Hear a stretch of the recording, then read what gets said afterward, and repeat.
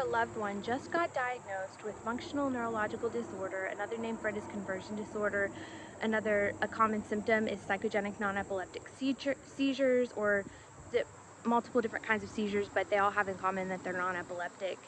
And there's many different symptoms which I won't go into now, but the part that I want to focus on in this video is that once you get your diagnosis, you assume that doctors could help you heal, but for many of us, it turns out that in spite of our doctor's best efforts, they can't fix it for us. And that's the situation I found myself in. Let me introduce myself so you know who you're talking to.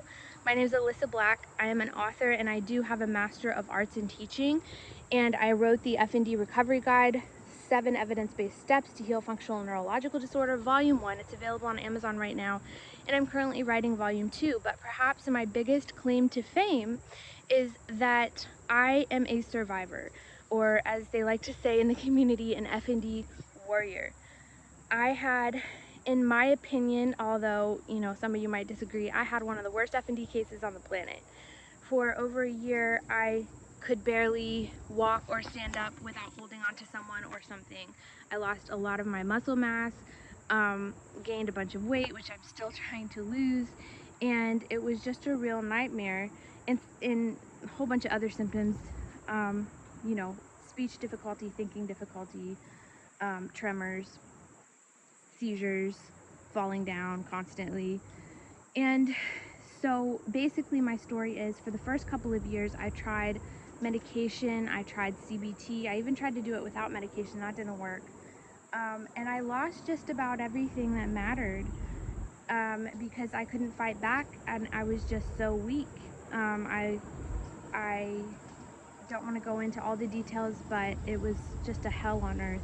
And then a couple years in, I had to move back in with my parents as a 30-some-year-old woman, and that's humiliating, but they were so supportive, and I was able to start making changes, and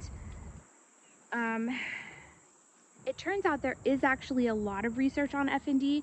It's just that approximately, according to one source which I list in the books, 85% of medical professionals,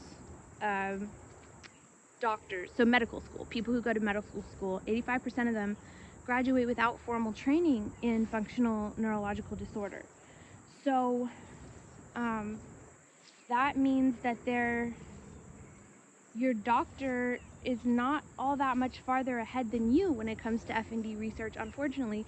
I mean, they are ahead in that they have a medical background and all this other medical training.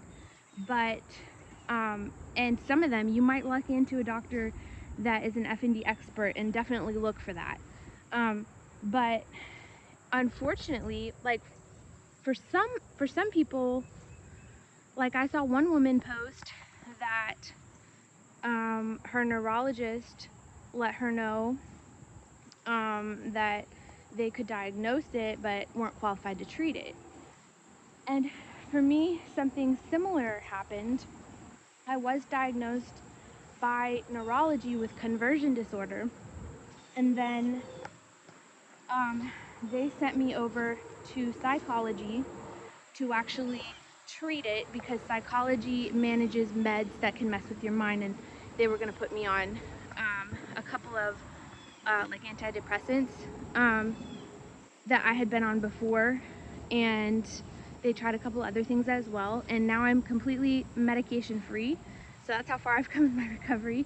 But anyway, so the psychiatry, psych, I abbreviate to psych. I think it's psychiatry that can prescribe. Psychology is just mental. So pardon me, I misspoke. It's psychiatry that they sent me over to, because they can prescribe medication. Well, the psychiatrist told me that the correct name for my disease was functional neurological disorder. So it turns out that that is the more recent correct term. And I am getting rained on out here, so I'm gonna have to cut this short. But basically, after a couple years, I was able to start to develop my own healing path with the support and help of my parents, and believe it or not, a chiropractor that understood kinesiology. And I developed a healing method My healing method is 7 steps, and each step has 7 lessons.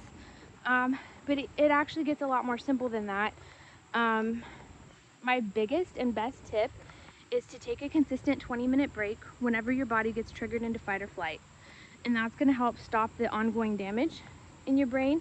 And then when your body is not in fight or flight anymore, you can try to make good choices that will help to wire your brain in the right direction. A lot of this healing has to do with neuroplasticity. But if you want to learn more, I believe I talk about it in chapter 3, it might be chapter 2, I think it's chapter 3 of FND Recovery Guide.